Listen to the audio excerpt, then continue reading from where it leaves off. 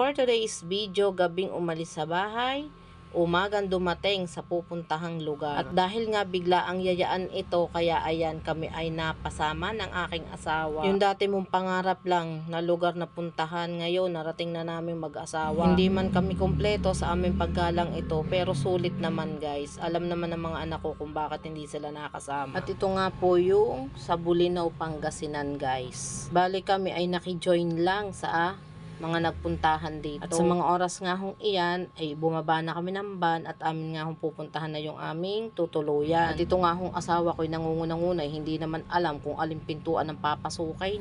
Ay buti na laang at itinuro nga nung babae sa amin na kami daw ay doon sa isang pinto. At iyan na nga ho, natukoy na namin ang aming bahay na pupuntahan. Bali ho, ito ay package na sa aming binayaran na 3,000. At yun nga ho ay 1 night at 2 days. At ito nga po yung kasama, itong aming tutuluyang ito. May 2 kwarto ho yan guys. Hindi pa nga naiibaba ni Bossing yung kanyang bitbit. Ay talaga naman sinilip na ang 2 kwarto kung alin daw ang aming kukunin. At napagpasyahan nga ho namin na yung 1 kwarto na lang ang aming kunin. Yung isang double deck at saka may kama sa baba. At yan nga ho ay kami 4 sana, kaso isinama na namin yung driver, si Boss Dan, kasi nga po kakilala naman namin, kaya kami nagsama-sama na lang sa 1 kwarto. At dun nga ho sa 1 kwarto yung mag-anak na kasama din ho namin. Yun nga ho ang sinasabi na nakijoin lang kami.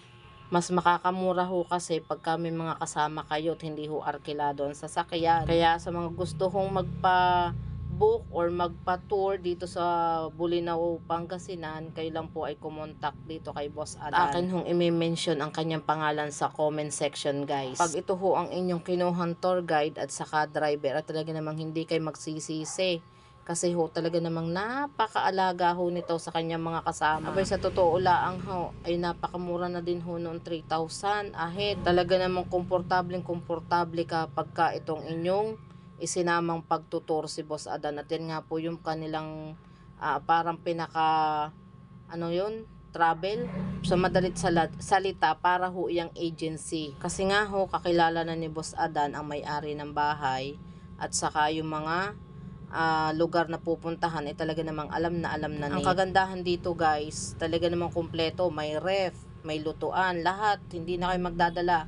Ultimong pagkain, siya na ang bahala. Basta ang libre ho sa pagkain ay 1 umagahan, 1 tanghalian, at 1 hapunan. Kaya guys, bawal maumay kasi marami pa akong i-upload na video tungkol sa aking paggala.